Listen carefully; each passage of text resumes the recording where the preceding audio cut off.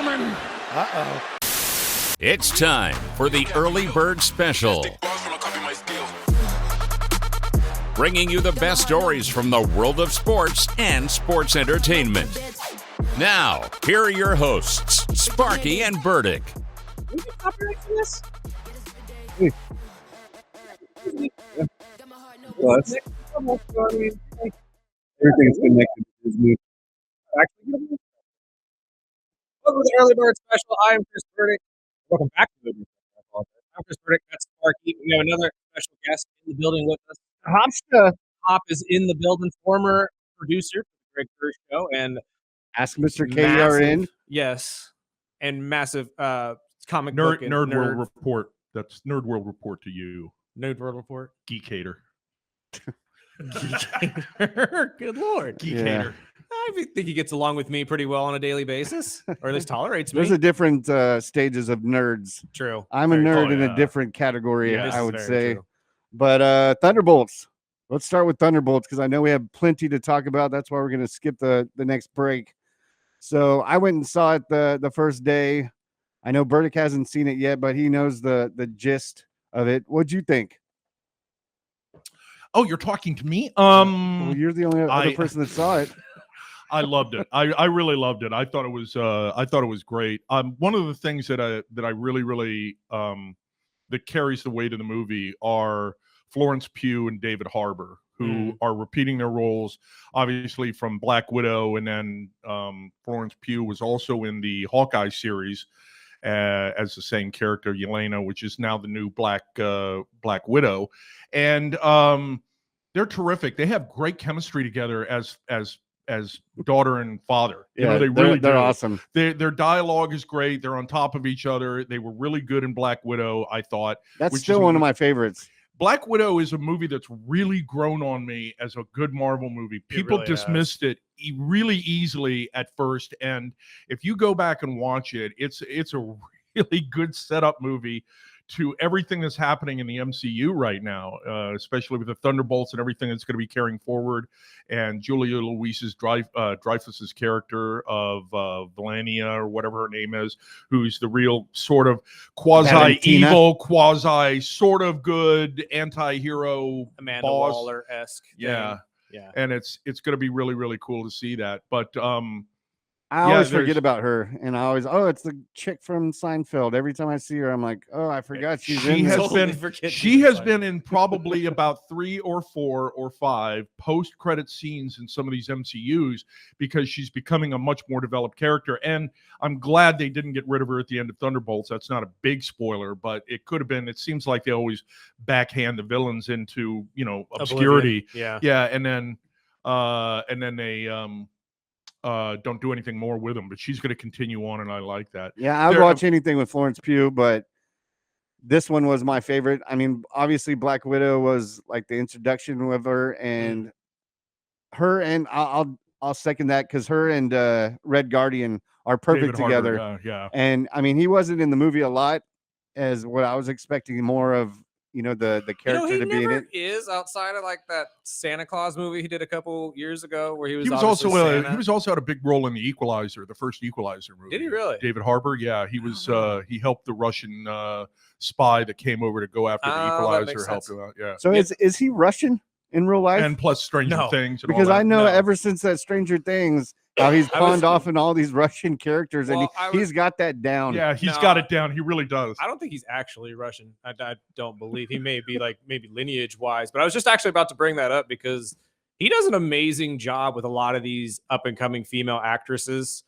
I mean, you brought up Stranger Things already, and he plays that father figure perfectly in almost every single one of these, especially the badass father that just has gone through some stuff. I only saw the first season of Stranger Things, but he's the one thing that really stood out in that season to me about how good he was. You need to dive into the rest. Yeah, if you watch that final season that they did. Well, and season 5 is coming right around the corner too. Well, they keep saying that, and I've heard a lot of it's going to be AI generated, and there's because the actors through COVID and all that, they're like 20 now.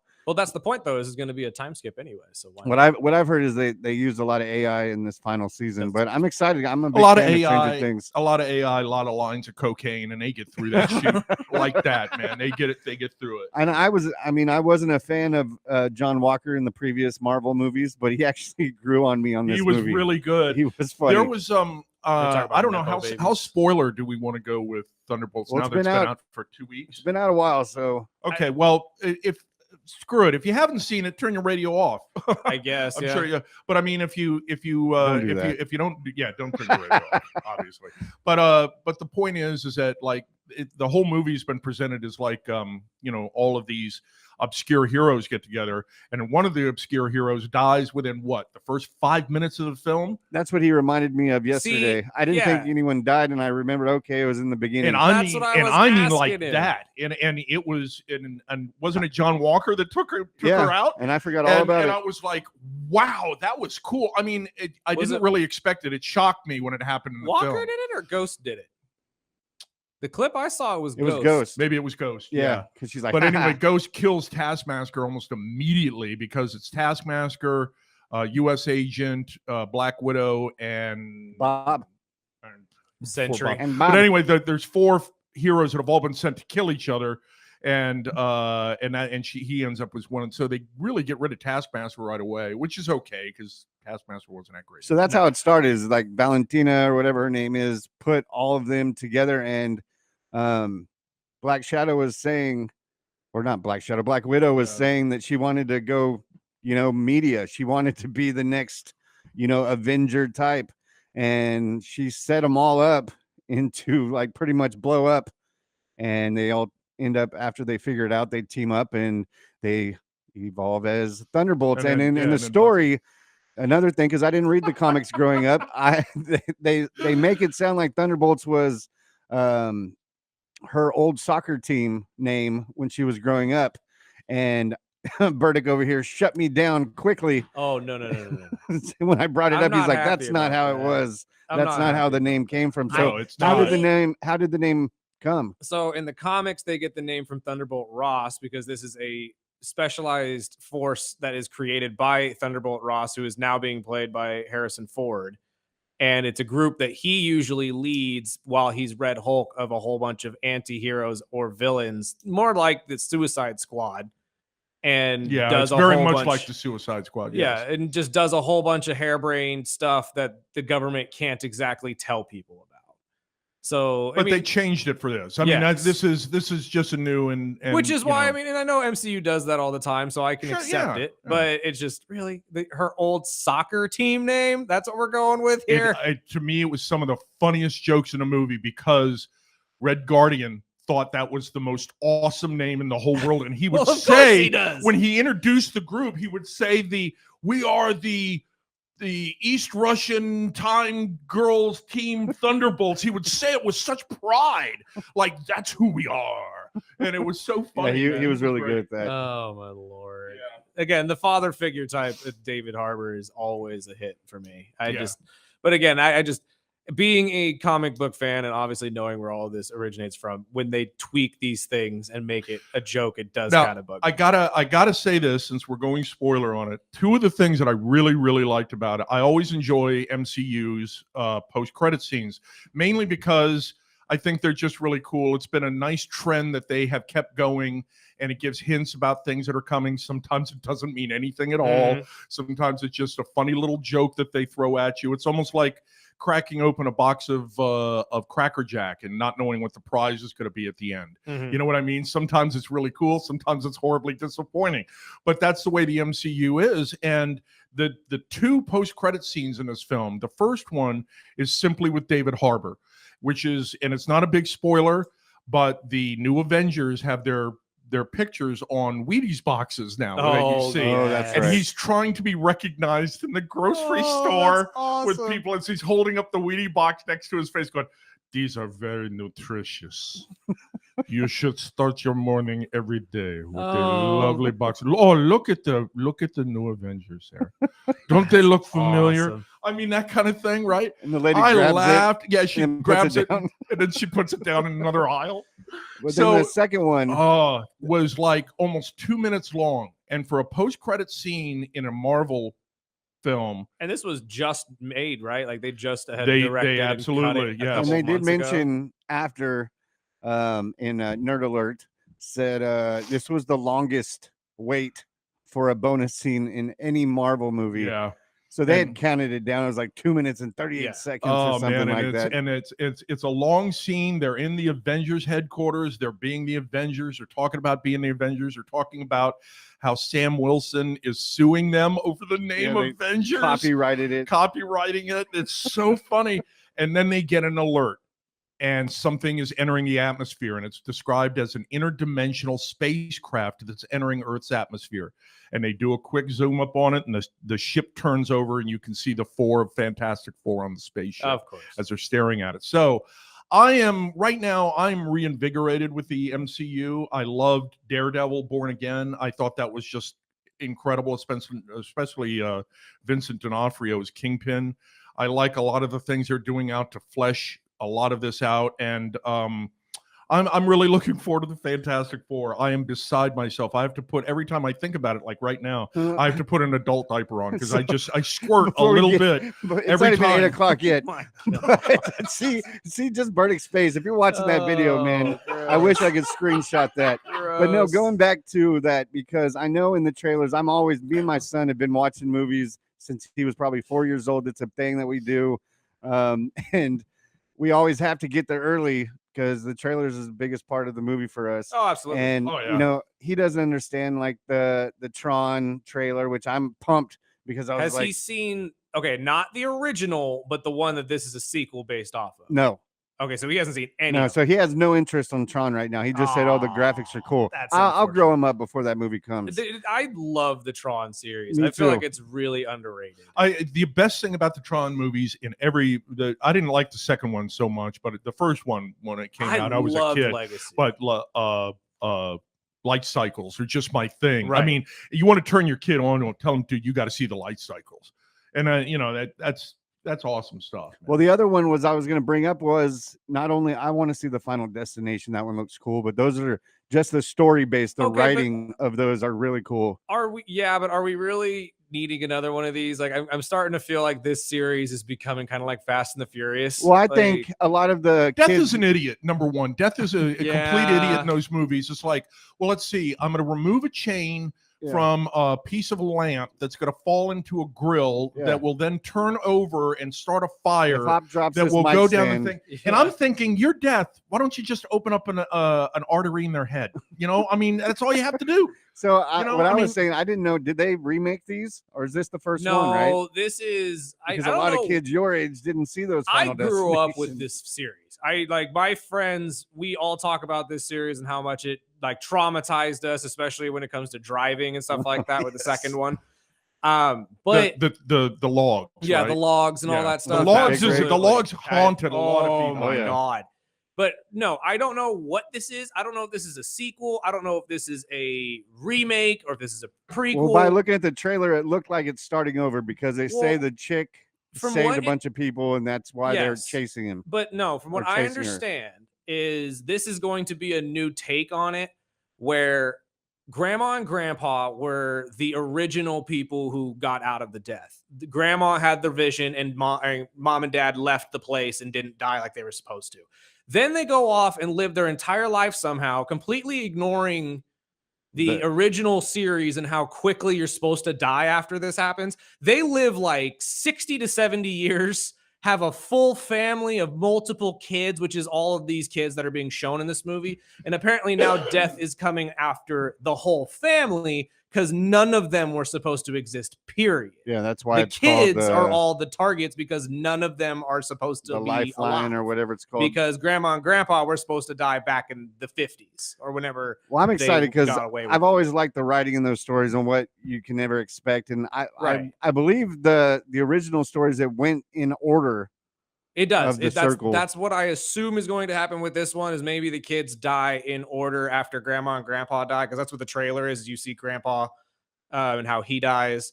But I'm assuming that's going to start the spiral in which, parents go and then oldest son, oldest daughter, blah, blah, blah, blah, blah, blah. Yeah. So there was 2 more trailers I want to bounce off hot before we wrap up, because I know he hasn't finished the last season of Invincible. So I don't want to get into that because that could be another 20, 30 minutes. But the one of the 2 is the football movie with Marlon Wayans. Have you seen the trailer for that? So it's another of Jordan Peele's next horror movie is a football-based film called Him, if I'm not mistaken. And it's where Marlon Wayans is. Well, you had me at Jordan Peele. Yeah, and it's like Marlon Wayans is this coach that is supposedly like psychologically pushing this player who wants to be the greatest at his. I'm assuming is a quarterback. Yeah, I mean the graphics look like it goes into the head injury type thing. And like concussions. It reminded me of like a 13 Ghosts type movie. When I get out of here, I'm going to go on YouTube and find it. Yeah. And the other one is very crazy. Is the Fantastic Four trailer. Yeah. And I don't know. There's a couple of them, but yeah. I stopped with Fantastic Four because when they put out all those, I stopped at like the second or third one because it was just getting old with me. So I want to see, you guys would know more than I would, but how are they going to transfer this into a Marvel with Fantastic Four, and how they did with the bonus scene of Thunderbolts? And I mean, is this new Fantastic Four is just hitting reset and starting over? Well, yeah, I think they're unlike. Well, it's interesting because unlike a lot of the references that have been made, especially with the joining of the properties from Fox, which is mostly the X-Men, and them coming into the MCU. Which I hear they're planning another 10-year span with the X-Men right now. Right. But yeah, exactly. And they're really planning on building up the X-Men in this. But the Fantastic Four, unlike the X-Men, there have been a lot of references and a lot of bringbacks on, like Kelsey Grammer coming back as the Beast, which has already been confirmed. And he's already doing that. Yeah, he's coming back as the Beast. And the other casting they're doing. So, and the fact that Patrick Stewart has come back and all of that. And there's talk. That'd be awesome. She's in talk of coming back too. Well, I've heard both of them. But the point is they didn't do this with any of the Fantastic Four films, right? They didn't approach. The only thing that they did was in Deadpool when they brought Johnny Storm back. And that was it. And they did that mainly so they could just have Chris Evans on screen just screaming obscenities through the top of his head. Right? I mean, it's just one of the most magic moments in an MCU film. But they really haven't done that. So this is they're ignoring those other Fantastic Four. Awesome. At least to this point they are. And well, they should, because they're awful films. Because they would have, if they weren't going to do that, they would have brought the original Mr. Fantastic back instead of John Krasinski. Yes, I agree with that 100%. And so the Fantastic Four, they have restarted the property. They didn't like what Fox was doing with it, and because Fox was just really screwing it up, and they're restarting it as a thing. The how it's going to work into the MCU, I'm not sure, because I have big hopes for the Avengers Doomsday movie. Yes. That's going to bring. You're not only going to have Fantastic Four joining the MCU, but you're going to have the beginnings of the mutants joining the MCU. Mm-hmm. And I think that's all very exciting. And how they're going to do that, because it's a very big glaring. If you're a real big comic book fan, which some of us here are, and have been reading these things for years, the fact that the Fantastic Four are missing from the MCU is a huge hole in the middle of the MCU. Yeah, the Fantastic Four were the first family of Marvel. They were it. Characters went to them. I mean, they were one of the first established comics. Characters like Spider-Man and Daredevil and all kinds of places. I mean, Silver Surfer was always my favorite, and she looks funky in that trailer. I don't really mind that at all. I'm more concerned about how Galactus is going to look. You know what I mean? That concerns me much more. That's true, but I'm also worried that they're going to force a love interest between Johnny and the Silver Surfer now. That's what I kind of maybe. got from the trailer. Maybe. To be honest with you, the chase scene and him like looking at her when he holds onto her board before she kicks him off. I've seen that kicked around in some memes on board that involve. And I'm like, dude, you don't need Johnny simping over every woman that comes by the Fantastic Evidently, Four. they say that he's not going to be a womanizer in this version. Good. I hope he's not. No, exactly. Well, it wouldn't work in today's society anyway. But and here's the only would other hate thing to I'll see say about just- the Fantastic Four is this: the one criticism that I keep reading over and over again, and it's just people overreacting, is the fact that the Thing is wearing a sweater. And what is being done is you're being set up. Okay. The MCU loves to set people up, and they're setting you up for the moment where he is going to rip that thing off and yell, "It's clobbering time." Heck yeah. And the theater is going to go through the roof, and everybody will forget about this whole sweater thing. But he looks fine. The Thing looks as good as anything has looked in any movie, including the Roger Corman piece of crap. Yeah, but can we not just accept that he wore clothes? Like, there are multiple comic books where he's walking around in more than just the trench coat and a top hat. You know what I mean? Like, he's not just walking around with his shirt off all the time. No. He's worn sweaters. That's what everybody wanted to times. see. They want to see the big feet. They want to see the little diaper. No, and they want to see him running around. Totally get it, and you'll get that eventually. Oh, you sure will. We got Wolverine's suit finally, but I just don't. I think all the And now that he's in this, we need several things to happen. Now that we have Fantastic Four, MCU, and the Deadpool's. No, not Deadpool, but the mutants. Yes, we need a great Wolverine versus Hulk fight. We need a great Thing versus Hulk fight. Yeah, absolutely. Thank you. And the rivalry between them is good. I'm out. So we wrap it up. We only got a little over a minute. So I always text Hop when I'm looking for something to watch, and I'm like, I'm over this, I'm over that. I already finished this. So what are you watching these days, Hop? You got to watch the new season of Black Mirror on Netflix. Oh, really? Terrific. So it's good. absolutely terrific. So There's good. one episode is but the rest of them are great. The one with Paul Giamatti, Eulogy, Is the video game thing part of the season, or is that just a game they put on Netflix? You know what I'm talking about? The video game one? game thing that they made. No, I don't know eggs. what you know. He keeps popping up on my social medias, and it's connected to Black Mirror. Oh, is it? I figured it was a trailer for this. Yeah, but they have some great stories in Black Mirror. You should be watching it. Eulogy is a great story, and so is Common People, which is a tremendous story. I need to go see the Until Dawn movie too. Still, that looked really, really good. But thank you so much, sir, for your time once again. I appreciate you guys asking Well, me on. another It's show fun. is it's a reach, but I started watching Poker Face. Oh, I've heard that's great. That's a great show, and season 2, I believe, starts tomorrow. Natasha Lyonne or I whatever. love her, man. Oh She's boy, she's a awesome. good one. But keep it tuned in. Hop, I love you, brother. Love you guys. Thank you coming for out. having me in. And we got Anthony coming up right here after this break on the Early Bird Special. ESPN Bakersfield, 12:30 a.m. 101.1 FM.